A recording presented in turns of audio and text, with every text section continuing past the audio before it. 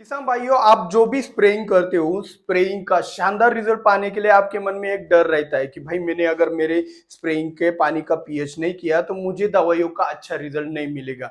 दूसरी ओर क्या होता है कि वही दवाइयों का छिड़काव करने से पहले, उनका कॉम्बिनेशन बनाने से पहले पानी का पीएच करने के बाद उसका छिड़काव करते तो कई जगह पे स्कॉर्चिंग भी आ जाती है। तो दोनों कंडीशन के अंदर गलतियां हो रही है और इन गलतियों से अगर आपको बचना है, हर एक कॉम्बिनेशन के अंदर आपको तय करना है कि भाई इसमें पीएच करे या ना करे, किन लोगों को पीएच करना है, पीएच क्या होता है, पीएच इतना जरूरी क्यों होता है, कौन कौन से ऐसे कॉम्बिनेशन दवाइयां है कि जिनके लिए पीएच बहुत ही महत्वपूर्ण होता है। तो आज के इस वीडियो के अंदर हम सभी सवालों के जवाब जानने वाले, तो इतने महत्वपूर्ण विषय के लिए एक लाइक तो बनता है। तो चलिए शुरुआत करते हैं। शानदार रिजल्ट के लिए पानी का पीएच करें या ना करें।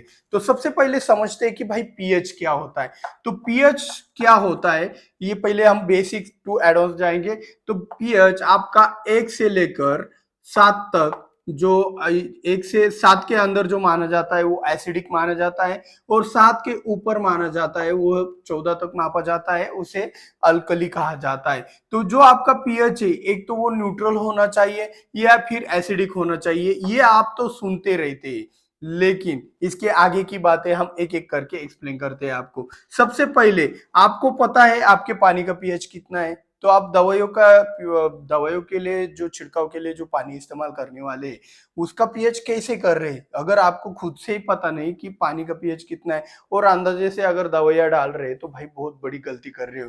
तो यहाँ पे एक कंडीशन आपको पता होनी चाहिए कि आपके खुद के जो भी स्प्रेइंग के लिए पानी इस्तेमाल करते हो आप छिड़काव के लिए, उस पानी का पीएच कितना है ये आपको पता होना चाहिए। अभी देखो यहाँ पे कंडीशन समझ लो कि जो बहता हुआ पानी होता है ना नदियों का, वो नदियों का पानी का पीएच 7 होता है। जो बहता हुआ पानी रहता है उसका पीएच 7 रहता है। और जो स्टोर रहता है पानी, जैसे कि ट्यूबवेल में, आपके स्टोर टैंक में, टंकी में, 2 दिन हो गए, 3 दिन हो गए, 4 दिन हो गए, तो यही 7 वाला पीएच वाला पानी अगर आपने इस टंकी में स्टोर किया, स्टोर टैंक में बड़े वाले स्टोर किया, तो यह पीएच 7 से बढ़कर 8 9 तक बढ़ जाता है।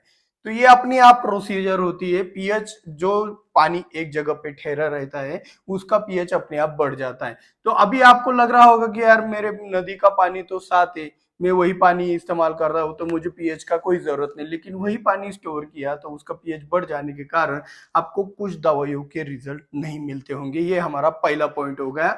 तो ट्यूबवेल हो गया, कुएं का पानी हो गया, अगर एक जगह पे स्थिर पानी हो गया, स्टोर टैंक का पानी हो गया, तो उसका पीएच बढ़ा हुआ होता है। ये बात आपको अच्छी तरीके से समझ लेनी चाहिए।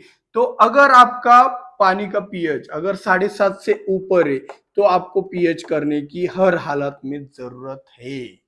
समझ जाओ, यहाँ पे हर हालत में जरूरत है। तो कुछ कॉम्बिनेशन ऐसे होंगे जो इसके अंदर अपवाद होंगे, तो वो कैसे होगा वो भी आपको बता देता हूँ। तो यहाँ पे पहली बात समझ में आई कि हम जो स्प्रेइंग का पानी का छिड़काव कर रहे हैं उसका पीएच कितना है, ये हमें पता होना चाहिए। उसके लिए आप लिटमस पेपर या फिर पीएच मीटर का भी इस्तेमाल कर सकते हो। ज्यादातर पीएच मीटर खराब हो जाते हैं और उसके भरोसे रहना भी मुश्किल हो जाता है। तो लिटमस पेपर 5-10 रुपए का आता है, टेस्ट करने में भी आसानी होती है।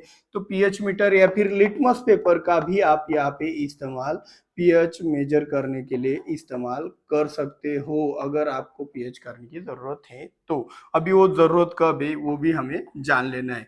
तो तीसरा पॉइंट आप समझ लो कि अभी हमने जान लिया पानी का पीएच 7.5 से नीचे ही होना चाहिए। आपका पीएच मीटर से या फिर लिटमस पेपर से आप वो पीएच मेजर कर सकते हो। अभी किन लोगों को पीएच करना चाहिए और किन लोगों को पीएच नहीं करना चाहिए। अगर भाई आप नदी का पानी या फिर आपके बहते हुए पानी का सोर्स है, आपका कुछ भी हो वो चाहे, तो वो बहते हुए पानी का पीएच तो वैसे ही साथ रहता है। तो अगर ऐसा पानी अगर आप छिड़काव के लिए इस्तेमाल कर रहे हो, तो आपको पीएच करने की जरूरत ही नहीं है। आप बिना पीएच के भी आपको शानदार रिजल्ट मिलते हैं। तो ऐसे नदी किनारे वाले जो भी किसान होते हैं ना, उनके स्प्रेइंग के रिजल्ट उनको बहुत ही शानदार मिलते हैं, उनकी खेती भी देखने लायक हो जाती है। नेचुरली उनको गॉड गिफ्टेड पीएच 7 मिल जाता है नदी के जरिए। तो यही वाली चीज है जो बहुत ही महत्वपूर्ण होती है। और कुछ दवाइयाँ क्या होती है, हाई पीएच पे रिस्पॉन्स नहीं देती, जैसे कि करजेट हो गया, तो वो हाई पीएच के ऊपर रिस्पॉन्स नहीं देती, उसके लिए हर बार आपको पीएच करना ही करना है। तो इस तरीके से, और कुछ दवाइयाँ एसिडिक होती है, हाईली एसिडिक होती है, जैसे कि आपका फुसिटिल एल्यूमिनियम, जिसे आप एलिएट के नाम से जानते हो, आपका कॉपर हो गया, सल्फर हो गया, तो उस तरीके से। तो सबसे पहली बात, जिसका पीएच 7 है उसको पीएच करने की भी जरूरत नहीं है, ये समझ लो, पीएच करने की जरूरत नहीं है। अभी पीएच किन किन किसानों को करने चाहिए और कौन कौन से कॉम्बिनेशन में करना चाहिए, ये बात को समझ लो। तो अभी पीएच जो करना है, तो अभी आपको एक बात ध्यान में रखना है, अगर आपके कॉम्बिनेशन में एसिडिक दवाइयां है, अगर आपके कॉम्बिनेशन के अंदर एसिडिक दवाइयां है, जैसे कि कॉपर हो गया, सल्फर हो गया, आपका फुसिटिल एल्यूमिनियम यानी कि आपका एलेट हो गया, या फिर स्वादिन हो गया, स्वादिन में क्या आता है, टेबुकोनाजोल प्लस सल्फर आता है। तो इस तरीके से अगर आपके दवाइयों के अंदर एसिडिक दवाइयां ज्यादा है, जिनका पीएच बहुत ज्यादा होता है, मतलब बहुत ज्यादा कम करती है वो दवाइयां पीएच, तो उन दवाइयों के कॉम्बिनेशन के अंदर आपको पीएच नहीं करना है, क्योंकि अगर आपने पीएच 7 पे और उसका पीएच और कम कर दिया, मतलब 5 पे ला दिया, और 5 पे लाने के बाद आपने कॉपर डाल दिया और पीएच कम हो गया, 3 पे आ गए, 2 पे आ गए, स्कॉर्चिंग आ जाएगा। तो यही वो कारण है कि कुछ बार कुछ किसान पीएच करने के बाद भी उनके कुछ कुछ दवाइयों का एक स्कॉर्चिंग आ जाता है, और वहां पे पत्तियां जल जाती है, तो यही एसिडिटी एसिडिक ज्यादा होने के कारण वह स्कॉर्चिंग आ जाती है। तो एसिडिक जो भी पीएच है वो कब कब चाहिए, तो ज्यादा से ज्यादा, अभी देखो टॉनिक रिएक्शन नहीं करते, चाहे वो, मतलब टॉनिक जो होते हैं ना, आपका जिब्रेलिक एसिड है, नाम में एसिड है लेकिन ज्यादा पीएच कम नहीं करता, तो उसके लिए पीएच बहुत जरूरी है। आपका आई हो गया, इंडोल एसिटिक एसिड हो गया, 6 बी हो गया, आपका ल्यूसीन हो गया, इन इस तरह के कोई भी पीजीआर हो या फिर टॉनिक हो, टॉनिक के रूप में आप अमीनो एसिड हो गया, अमीनो एसिड नाम का एसिड, लेकिन इतना स्ट्रांगली भी नहीं कि कॉपर सल्फर की जैसे पीएच कम करे। तो ये टॉनिक और पीजीआर के अंदर आपको पीएच कम करना है, ये बात को समझ लो। अभी किस चीज से पीएच कम करना है, ये भी आपके मन के अंदर सवाल आता है। अभी एक बात समझ लो कि पीएच 1 से लेकर 14 तक होता है, 7 में न्यूट्रल होता है, सबसे आइडियल कंडीशन वाला 7 होता है। तो दूसरी बात, आपके पानी का पीएच कितना है ये आपको पता होना चाहिए। तीसरी बात, आप पीएच मीटर से या फिर लिटमस पेपर से भी चेकआउट कर सकते हो कि आपका पानी का पीएच कितना है। चौथी बात, अगर आपके पानी का पीएच पहले से ही 7 है और आप उसका पीएच करके 5 पे ला रहे हो, और 5 पे लाने के बाद फिर से एसिडिक दवाई डालकर आप अगर स्कॉर्चिंग ला रहे हो, तो ये गलत चीज है। अगर पीएच नेचुरली 7 है तो भाई कोई टेंशन लेने की जरूरत ही नहीं है। और चौथा, आपके पानी का आपके कॉम्बिनेशन के अंदर अगर एसिडिक दवाइयाँ है तो आपको पीएच नहीं करना है। और आपके दवाइयों के अंदर अगर टॉनिक पीजीआर जैसे कुछ अभी करजेट हो गया, ऐसे दवाइयों के बारे में हम बार बार बताते रहते हैं कि भाई इस दवा के लिए पीएच करना बहुत जरूरी है।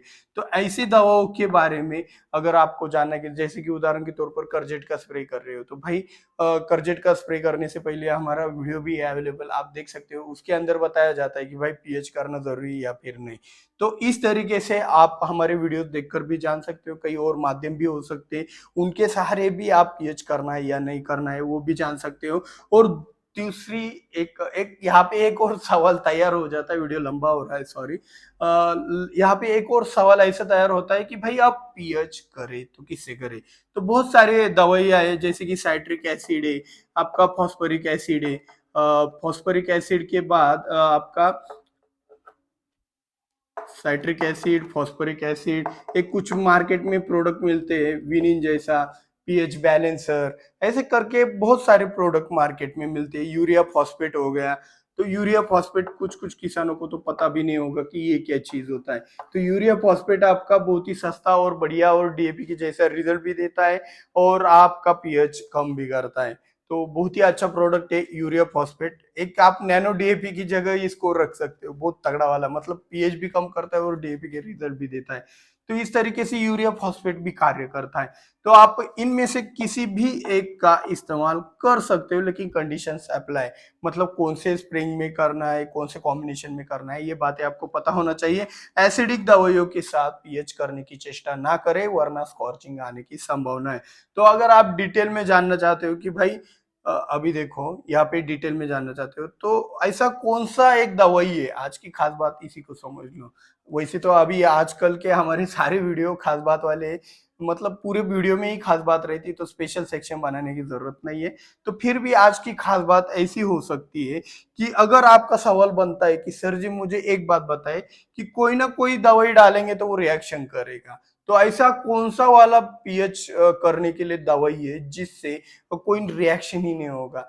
तो world best tank mixing agent, मतलब आप किसी भी दवाइयों के साथ उसका इस्तेमाल करेंगे तो वो रिएक्शन नहीं करता है। ऐसा कौन सा दवाई है? वो है आपका फॉस्फोरिक एसिड। तो फॉस्फोरिक एसिड के सहारे अगर आप पीएच करना चाहते हो, तो इस वीडियो का लाइक एम है 2000 लाइक का। आप इस 2000 लाइक को कंप्लीट करने के लिए ज्यादा से ज्यादा शेयर कीजिएगा। एक अब मेरे को इंडिकेटर होगा कि सचमुच आपको ये वीडियो की भी जरूरत है। तो 2000 लाइक का टारगेट कंप्लीट करने के लिए ज्यादा से ज्यादा शेयर कीजिए। मैं आपको फॉस्फोरिक एसिड से पीएच कौन कौन से कॉम्बिनेशन में किस तरीके से करना है इसके ऊपर भी सिखा दूंगा। और फॉस्फोरिक एसिड ही क्यों बोला? World best tank mixing agent है, मतलब बहुत सारी दवाइयों के साथ कंपेटेबल है, पहला पॉइंट। दूसरा पॉइंट, साइट्रिक एसिड जैसे कुछ दवाई का, मतलब नींबू निचोड़ते हैं ना, उसके अंदर साइट्रिक एसिड होता है। साइट्रिक एसिड का अत्यधिक इस्तेमाल करने से पत्तियां कागज की तरह सख्त हो जाती है, वो मुलायम नहीं रहती, तो उससे फोटोसिंथेसिस इफेक्ट होता है, इसीलिए उसका भी ज्यादा इस्तेमाल नहीं कर सकते। बाकी के प्रोडक्ट लेने जाएंगे, एक तो अवेलेबल नहीं, दूसरी बात उनकी कॉस्टिंग ज्यादा है। इसलिए मुझे भी मेरा फेवरेट पीएच करने के लिए फॉस्फोरिक एसिड ही लगता है। तो उसके बारे में अगर आपको डिटेल में जानकारी चाहिए तो 2000 लाइक का टारगेट है। देखते हैं आप अन्य निर्माता के लिए कितना प्यार करते हो। ज्यादा से ज्यादा शेयर कीजिएगा, और लाइक करने का भूल गए होंगे, लाइक कीजिएगा, शेयर कीजिएगा, सब्सक्राइब कीजिएगा, सब्सक्राइब करके बेल आइकॉन दबाना भी मत भूलना। तो मिलते हैं अगले वीडियो में। जय जवान जय किसान।